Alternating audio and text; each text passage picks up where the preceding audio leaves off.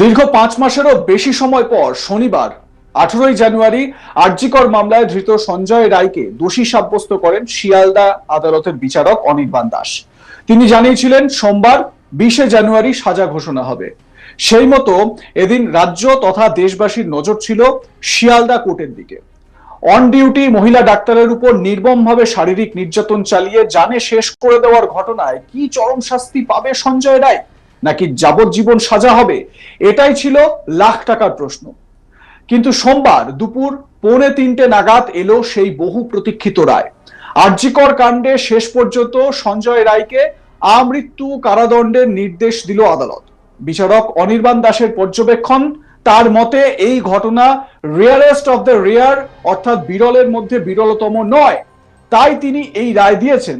একই সঙ্গে তিনি জানান সব পক্ষই এরপর এই রায়ের বিরুদ্ধে উচ্চ আদালতে যেতেই পারেন।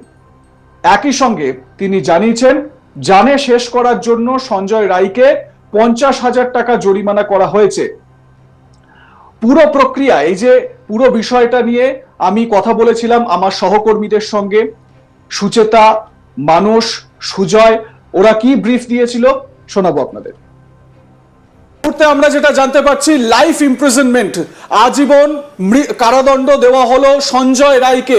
আজীবন কারাদণ্ড সঞ্জয় রায়ের, যাবজ্জীবন কারাদণ্ড, আমৃত্যু যাবজ্জীবন কারাদণ্ড সঞ্জয় রায়ের, এমনটাই নির্দেশ এই মুহূর্তে প্রনাউন্স করা হয়েছে। এবং আমরা দেখতে পাচ্ছি সঞ্জয় রায় ঠিক এই জায়গা থেকেই, যে সঞ্জয় রায় তিনি কিন্তু বারবার করে বোঝানোর চেষ্টা করছিলেন বিচারকের কাছে, তিনি এই ব্যাপারটা তিনি তোলার চেষ্টা করছিলেন। এবং সঞ্জয় রায়ের আইনজীবী কবিতা দেবী, তিনিও কিন্তু আবেদন করেছিলেন যাতে তার যে ডেথ সেন্টেন্স তাকে যেন না দেওয়া হয়, যাতে তাকে তার সাজা কিছুটা তুলনামূলক কম দেওয়া হয়, এমনটাই কিন্তু করা হয়েছিল। এবং আমি সরাসরি চলে যাব সুচেতার কাছে। সুচেতা, আমৃত্যু যাবজ্জীবন কারাদণ্ড, কি বলবে? এই মুহূর্তে কিন্তু কোর্ট চত্বরে সেই ছবিটা আপনাদের সামনে তুলে ধরছে। 210 নম্বরের যে সময়টার জন্য দীর্ঘ সময় ধরে অপেক্ষা করা হচ্ছিল, সেই ব্রেকিং কিন্তু এই মুহূর্তে হাতে চলে এসেছে। যেমনটা জানা যাচ্ছে, আমৃত্যু যাবজ্জীবনে ঘোষণা করা হয়েছে। প্রথম থেকেই যে প্রশ্নটা সামনে আসছিল যে আমৃত্যু যাবজ্জীবন নাকি মৃত্যুদণ্ড, সেই নিয়ে কিন্তু নানা জটিলতা তৈরি হয়েছিল। কোন দিকে যাবে রায়, সেই দিকে কিন্তু নজর থাকছিল। তবে শেষ পর্যন্ত কিন্তু জানিয়ে দেওয়া হয়েছে আমৃত্যু যাবজ্জীবনের কথা কিন্তু বলা হয়েছে।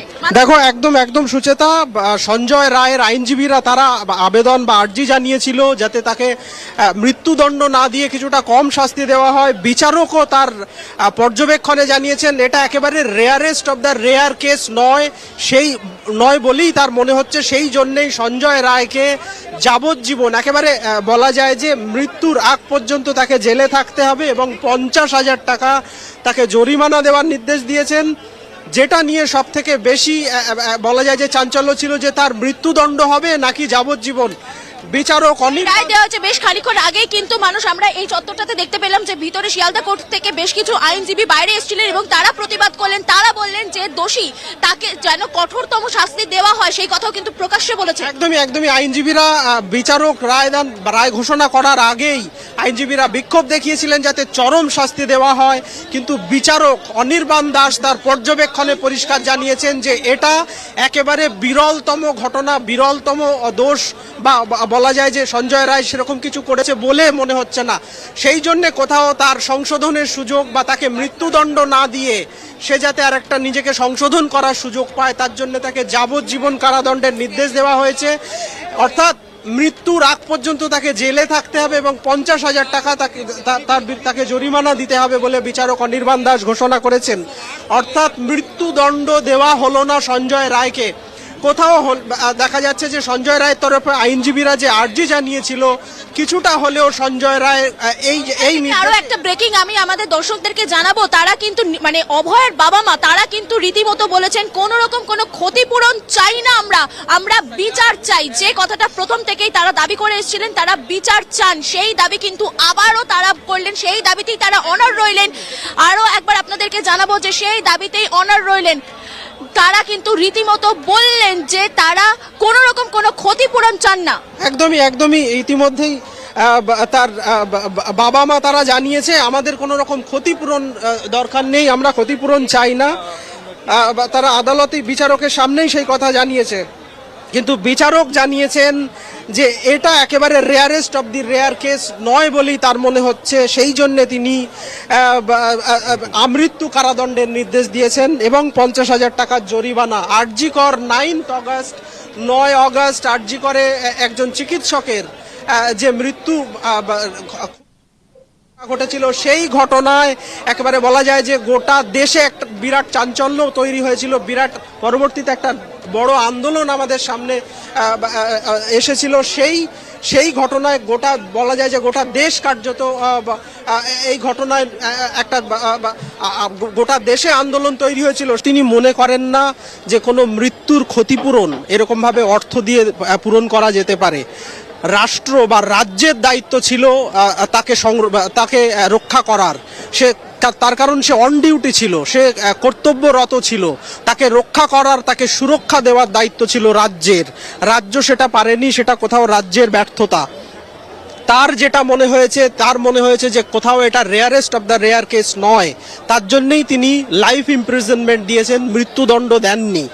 এবং একই সঙ্গে বিচারক জানিয়েছেন আমার যেটা মনে হয়েছে আমি সেই নির্দেশ দিয়েছি।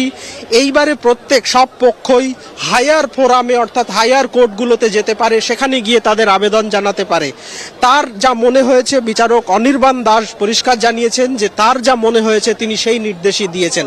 অর্থাৎ তার মনে হয়েছে এটা rarest of the rare case নয়, তার জন্যই তিনি মৃত্যুদণ্ড না দিয়ে। কিন্তু এই বাইরের চত্বরে আমরা জানি যে সকাল থেকে প্রচুর সাধারণ মানুষ ভিড় করে রয়েছেন। একবার সেই দিকে ছবিটা দেখাতে বলবো আমার ক্যামেরা পার্সন সার্থকীকে। প্রচুর সাধারণ মানুষ এখানে রয়েছেন, তারা কিন্তু রীতিমতো প্রশ্ন তুলছেন যে কেন মৃত্যুদণ্ড নয়। একদমই কিছু সময় আগেই আমরা দেখছিলাম শিয়ালদা কোর্টের আইনজীবী তারা বাইরে বেরিয়ে বিক্ষোভ দেখাচ্ছিলেন। ডাক্তাররা তো দীর্ঘদিন ধরে আন্দোলন চালিয়ে যাচ্ছে, তার বাবা মাও বলা যায় অভয়ার বাবা মাও দীর্ঘদিন ধরে এই আন্দোলনে সামিল ছিলেন। তারাও চাইছিলেন যে চরম শাস্তি পাক সঞ্জয় রায়। ডাক্তাররা চাইছিলেন, সাধারণ মানুষ যারা ডাক্তারদের কথা বললে আমি সুজয়ের কাছে চলে যাবো। সুজয়, জুনিয়র ডাক্তাররা এই রায়ের পরে কি বলছে? দেখো, তারা খুশি নয় এবং তারা প্রথম দিন থেকেই বলছিল যে তারা আন্দোলন চালিয়ে যাবে। এখন তাদের যেটা বক্তব্য, তারা কিন্তু এরপর বৃহত্তর আন্দোলনে যাবে এবং একেবারে জুনিয়র ডাক্তারদের যে আন্দোলনকারী মুখ অনিকেত মাহাত্ম থেকে শুরু করে এবং অভয়া মঞ্চ, তারা কিন্তু এখানেই আমরা যারা দেখছি আন্দোলনের ঝাঁঝ বাড়াচ্ছে। এবং এটাও শোনা যাচ্ছে, যেটা আমরা সূত্র মারফত জানতে পারছি, হয়তো ফের আজ থেকে জুনিয়র ডাক্তাররা তারা আরজি করে অনশন মঞ্চে তারা আন্দোলন শুরু করেছিল, এখান থেকে বেরিয়ে যেটা জানা যাচ্ছে যে অভয়ার বাবা মা ফের আরজি করে যেতে পারে বলে এরকম শোনা যাচ্ছে। তো এই মুহূর্তে একেবারেই তারা খুশি নয়। তাদের যেটা বক্তব্য যে সাজা ঘোষণা হয়েছে তারা এটা একেবারে তারা আশাই করেনি। তারা চেয়েছিল সঞ্জয় রায়ের ফাঁসি, কিন্তু তারা এই সাজা শুনে তারা খুশি নয়।